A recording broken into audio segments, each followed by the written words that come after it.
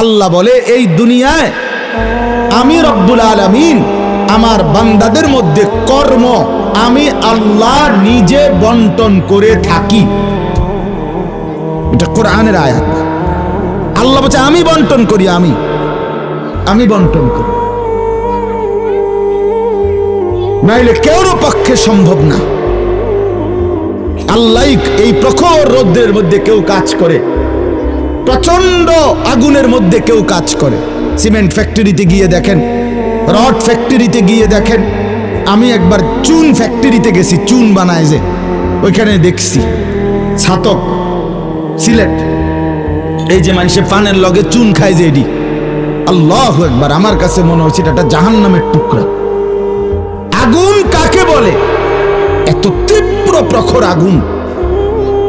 ওইখানে মনে করেন ওই বিল্ডিংটা আমার এখান থেকে মানে গরমের হাট লাগতেছে, আমি পারতেছি না আগাইতে, অথচ ওইখানে দাঁড়াইয়া দেখছি কর্মচারীরা বড় বড় লোহার আংটার মতো এগুলা দিয়া দিয়া পাথর এগুলো লাড়তেছে, আরামসে হেতে কথাও কয়, তিড়েও লাড়ে, মানে অথচ আগুনটা কি আগুন, জাহান্নামের আগুনের মতো। কিন্তু তার ধৈর্য কুলাইলো কেমনে? আল্লাহ বলেন এটা আমি বন্টন করি, আমি এই দুনিয়ার কর্ম বন্টন করি, ফলে এই দুনিয়ার এই স্বাভাবিকতা ভারসাম্য টিকে আছে। ওয়াজআলুকুম খুলাফা আল আরদ। বন্ধু, আল্লাহ বলছেন আমি আল্লাহ আমার জমিনের মধ্যে তোমাদেরকে আমার প্রতিনিধি হিসাবে বসবাসের ব্যবস্থা করছি, এটা আমি করছি। আপনি শুধু একটা বার বলেন, একটা লোক এখানে এই যারা মনোযোগ দিয়ে শুনতেছেন, আপনি বলেন একজন চেয়ারম্যানকে বলুক, এই চেয়ারম্যান সাহেবরে এনে বসাইয়া, মনে করেন একটা ইউনিয়ন যে আপনার এখানে মোট 4000 ভোটারের ভোটে আপনি নির্বাচিত হয়েছেন, ধরে নিলাম এই 4000 ভোটারের মধ্যে এই ইউনিয়নে মানুষের প্রয়োজনীয় যে কাজগুলো এগুলো আপনি বন্টন করে দিবেন। আপনি যেহেতু জনপ্রতিনিধি, আপনি ভাগ করে দিবেন, রিক্সা চালাইব কয়জন, অটো চালাবে কয়জন, জুতা সেলাই করবো কয়জন, চুল কাটবে কয়জন, তরি তরকারি করবে কয়জন, টয়লেট বাথরুম সাফ করবে কেটা কেটা, এটি আপনি লিখে দিবেন। চেয়ারম্যানের বাপ না, চেয়ারম্যানের 14 গোষ্ঠী পারবে এটা মিলাইতে? কথা বলেন না, পারবে এগুলো বন্টন করে দিতে? যারে প্রথম বলবো যে তুমি রিক্সাটা চালাইবা, তে কব কি আমি কি ভোট অর্ধেক নিয়ে দিছি, আপনি প্রথম রিক্সাটাই আমারে দিলেন, আপনি কি কমপক্ষে প্রাইভেট কারটাও দেখলেন না? বলবে কি না বলেন নাকি? সম্ভব? এটা সম্ভব। সুবহানাল্লাহ। নাহনু কাসামনা বাইনাহুম মাঈশাতাহুম ফিল হায়াতিদ দুনিয়া। রব্বুল আলামিন বলেন দুনিয়ার হায়াতে আমার প্রতিটা বান্দার কর্মের বন্টন আমি করে থাকি। ওয়ারাফা'না বা'দাহুম ফাওকা বা'দিন। এরপরে আজীব কথা আল্লাহ বলেন আমি রব্বুল আলামিন আমার বান্দাদের মধ্যে এই দুনিয়ায় একদল আরেক দল, একজন আরেকজনের উপরে মর্যাদাবান করে থাকি।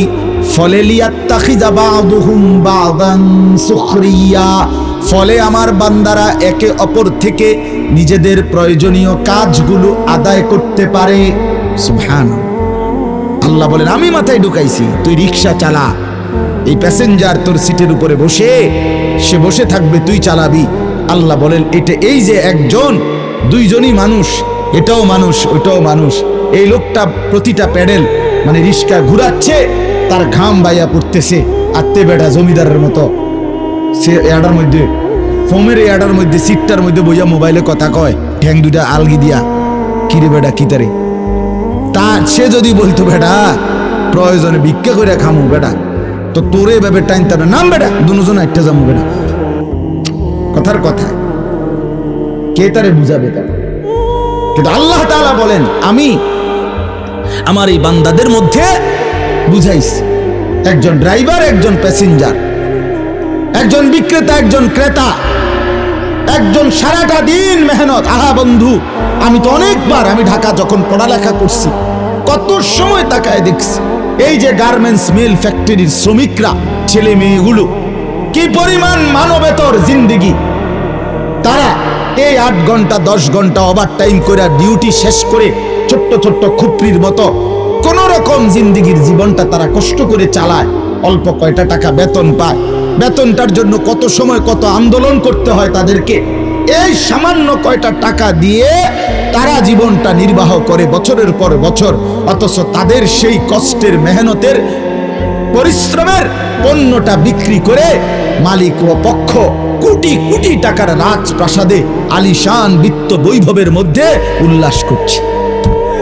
আল্লাহ বলেন, বান্দা এই যে ব্যবধান, এটা আমি করছি, এটা আমার ফয়সালা, আমার ইচ্ছা। আমি যাকে মন চাই ধনী বানাই, আমি যাকে মন চাই গরিব বানাই, আমি যাকে মন চাই সম্পদের প্রাচুর্য বাড়িয়ে দেই, আমি যাকে মন চাই সম্পদ কমিয়ে দেই। আমার বান্দা, এটা তোমার দুনিয়াবি কোনো শিক্ষা, দুনিয়াবি কোনো যোগ্যতা, শারীরিক কোনো দক্ষতা, তোমার মেধার কোনো বিচক্ষণতা নয়, কসম আল্লাহর নয়। যুবক, প্রতারিত হইও না বন্ধু, প্রতারিত হইও না।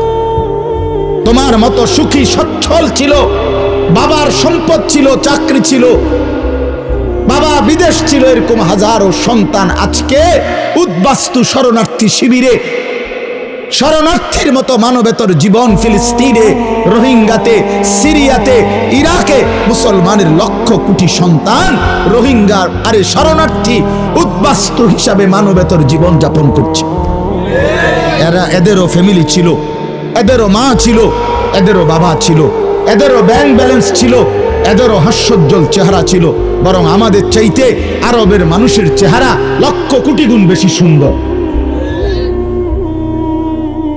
বন্ধু আমার, কি রঙে, আমার কথা শেষ, আমি বেশি আর বাড়াবো না।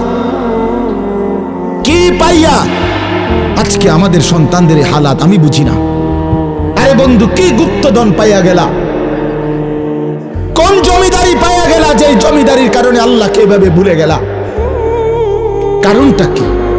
মুসলমানের বাবারা এভাবে ভুলে গেলেন কেন? মুসলমানের মারা এভাবে বপর্দায় বেপর্দায় নামে গেলেন কেন? মুসলমানের বোনেরা এইভাবে অসভ্যতায় নেমে গেল কেন? হায়া কোথায়, লজ্জা কোথায়, শরম কোথায়? আল্লাহকে এভাবে ভুলে গেলেন কেন? যে ঘরে বাপ মা জীবিত, অথচ ক্ষুধার 365 দিনে একটা বছরে, একটা 16 বছরের 18 বছরের ছেলে মেয়ে, আহা, আপন মা বাপ জীবিত থাকতে কোনদিন একটা বছরে ফজরের নামাজ পড়ল না। এত বড় জানোয়ার মুসলমানের ঘরে ঘুমায় কেন? বলে এত বড় অসভ্য এক মুসলমান বাবা মা এই সময় এত বড় নাফরমান নিয়ে এই ঘরে জীবন চলছে কেন? কারণটা কি? আল্লাহকে এভাবে ছেড়ে দিলেন কেন? আখিরাত এভাবে ভুলে গেলেন কেন? কি ব্যাপারটা কি? হ্যাঁ, এই পৃথিবীর চারদিকে চতুর্দিকে যদি মুসলমান মজলুম হয়, নির্যাতিত হয়, তা আমরা কি মাটির মধ্যে না, নাকি আমরা চাঁদের দেশে? আমরা মাটিতে থাকি না উপরে থাকি? তো এই জন্য যুবক ভাই, নষ্ট হইও না বাপ, নষ্ট হইও না। এই বন্ধুর কথা মনে রাখো, আমরা মূর্খ না। আলহামদুলিল্লাহ, পড়ালেখা আমরাও করছি, জেনারেল লাইনেও পড়ালেখা করছি, মাদ্রাসার লাইনেও পড়ালেখা করছি। শতভাগ আস্থা নিয়েই বলতেছি, বুঝ নিয়েই বলতেছি। আমি কুমিল্লা ভিক্টোরিয়া কলেজ থেকে মাস্টার্স পাস করছি, আলহামদুলিল্লাহ। সরকারি আলিয়া মাদ্রাসা থেকে টাইটেল কামিল পাস করছি, কওমি মাদ্রাসা থেকে দাওরায়ে হাদিস পাস করছি। এই যে বুঝেই কইতেছি, বুঝেই বলতেছি। ইংরেজিও পুরা পড়ছি, আরবিও পুরা পড়ছি। এই জন্য বিজ্ঞান সায়েন্স বিভাগ থেকে দাখিল পাস করছি, এসএসসি। আমি বন্ধু বুঝাইতে চাচ্ছি এই কথাটা অহংকারের জন্য বা ফুটাঙ্গিরির জন্য না, এই বাস্তবতাটা বুঝানো।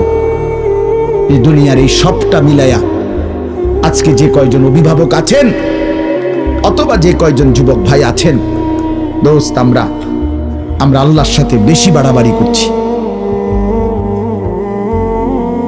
আমরা আল্লাহর সাথে বেশি তুচ্ছ অবজ্ঞা করছি। আমরা জানি না আমাদের শেষ পরিণতি কি?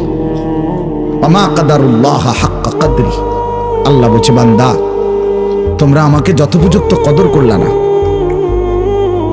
ওয়াসসামাওয়াতু মাতওয়িয়াতুম বিয়ামিনি, আল্লাহ বলে জানো বান্দা আমি সেই আল্লাহ যে চাইলে এক সেকেন্ডে এই 7 আসমান একটা পলকের মধ্যে মিনিটের ভিতরে গুটাইয়া আমি আমার কুদরতি হাতে নিয়ে আসতে পারি।